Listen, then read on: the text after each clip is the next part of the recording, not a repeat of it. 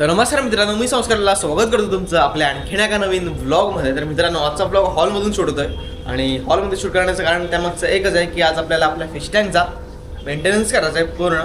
हे बघा काय घाण झाले खाली आणि बाय द ग्रोथ बघा परत नाही म्हटलं तरी आता तो एक 9 ते 10 इंचापर्यंत किंवा 10.5 इंचापर्यंत वाढलेला आहे. आणि इकडे नका परत घाण बघा. पाणी बाय द वरचं क्लिअर आहे, खालची जी घाण आहे ना ही साफ करून आपल्याला पाणी जरासं कमी करायचं आहे, हसून वगैरे ते कमी करायचं पाणी.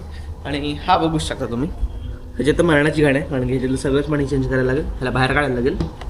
आणि ह्याची ग्रोथ त्याच्या कंपॅरिझनमध्ये भरपूर कमी आहे कारण तो बारक्या फिश टँकमध्ये आणि हा आहे आपल्या 5 फुटाच्या फिश टँकमध्ये, मॉन्स्टर फिश टँकमध्ये. सो आणि तो आहे तो बारक्याचा 3 फुटाचा होता ना आपला जुना, त्यात ठेवला मी. तो मला विकायचा आहे बट विचार करतोय की आता नाही विकायचा, असू दे घरात आहे तो, असा विषय. आणि मित्रांनो, आधी पॅरेटने एग्स पण ले केलेले बट ते आत्ताचं आय गेस 4थं ब्रीडिंग असेल त्यांचं, बट ते 4च्या 4 वेळा ब्रीडिंग फेल गेले. का जातं ते मला नक्की तुम्ही कमेंट करून सांगा. बट मी रिसर्च केलं त्याच्यावरती कारण की हार्ट शेप पॅरेट आहे, म्हणजे हायब्रिड ब्रीड आहे, त्याच्यामुळे बहुतांश वेळा की ह्यांचं ब्रीडिंग होत नाही सक्सेसफुल, असं मी बघितलं किंवा ऐकलं आहे. सो आणि आता बघितलं आहे पण. सो असा विषय आता की जरा घासे वगैरे फिश टँक आणि मग आपण फिल्टर वगैरे काय साफ करणार नाही आहोत, सगळं ते शिवणार आहोत. फक्त खालून वगैरे ती घाण बसली आणि ती सगळी साफ करणार आहोत, हाफ पाणी चेंज करणार आहोत आणि फिल करणार आहोत कारण की 1 आठवड्यापूर्वीचं पाणी चेंज केलं आहे, त्याच्यामुळे जास्त काय आता पाणी बदलायची गरज नाही. जेव्हा मी इथून जाणार असेल, म्हणजे जाणार आहे 20-22 तारखेला परत जाईन पण, तेव्हा कंप्लीट पाणी चेंज करायचं, म्हणजे 90% एवढं पाणी चेंज करायचं, असा सगळा विषय. आणि त्याचं ते रोज दरवेळेस काढूनच चेंज करायला लागतं कारण की तो फिश टँकाचं बारका आहे, त्याच्यामुळे ते नाही जमत. सो चला व्हिडिओला सुरुवात करूया.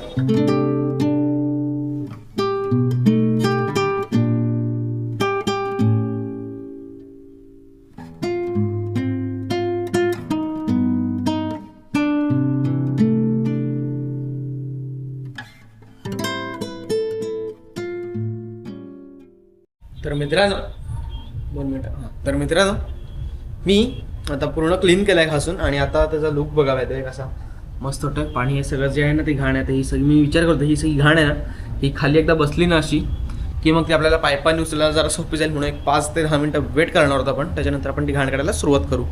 आणि तो फिश टँक आहे ना तो असं नाही हे करतायत कारण की तो मासा बाहेर काढूनच पूर्ण घासून मग त्याचं पाणी एकदाच चेंज करायला जमतं. तो बारका फिश टँक पडतो त्याच्या कंपॅरिझनमध्ये. मित्रांनो, बाय द वे आरवानाची जी ग्रोथ झाली आहे ना एकदम भारी ग्रोथ झाली, एकदम ललन टॉप. आणि 9 तारखेला जायचं आहे रत्नागिरीतली राईड आहे. राईड म्हणजे व्हिजिट आहे, कॉलेजची येणार आहे तिथून. मी मॅडमला बोललो की मी इथूनच येईन, पण बोले ओके डन ठीक आहे, आपलं ते काम झालेलं आहे, इथूनच आपण तिकडे जाणार आहोत. सो 6:45च्या जेटीला, म्हणजे जी पहिली फेरीबोट असते ना त्याच फेरीबोटने आपण जाऊ कदाचित. घाण आता बसत निघाले मित्रांनो जरा हळूहळू खाली. आणि हे जे तुम्हाला मध्ये व्हाईट दिसत असतील ना, हे बघा हे जे दिसतात ना मध्येच व्हाईट, ते एक आहेत त्यांचे. बट जे अर्धे एक होते ना ते म्हणजे ते काय करतात सांगतो तुम्हाला. जेव्हा एग्स ले करतात ना, एग्स म्हणजे कुठचाही मासा जेव्हा तो एग्स ले करतो तेव्हा तो त्याची केअर करतो. आणि जर का ते व्हाईट एक जे होत जातील ना ते तो खात जातो. आणि एक टाईम नंतर जर का सगळेच एक व्हाईट पडले ना तर ते सगळेच खातो. म्हणजे त्यांना एक समजतं की आता ह्याच्यातून आपली पिल्ला बाहेर येणार नाहीत, आपण सही खाऊन टाकलेली चांगली, असा विषय असतो.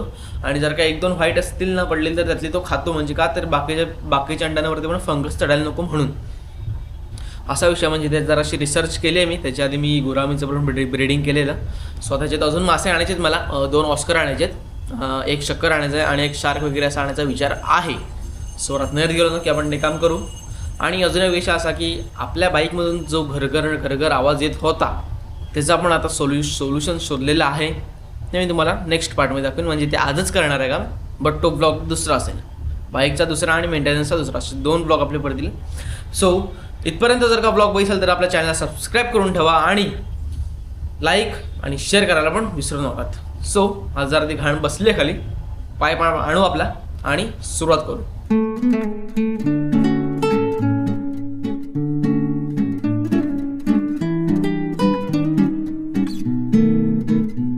चेंज केलेलं आहे आणि आता जस्ट तुम्ही लुक बघा त्याचा. हा बघा एकदम क्लीन अँड क्लिअर. गाडी आपला आरवाना एवढा कडक.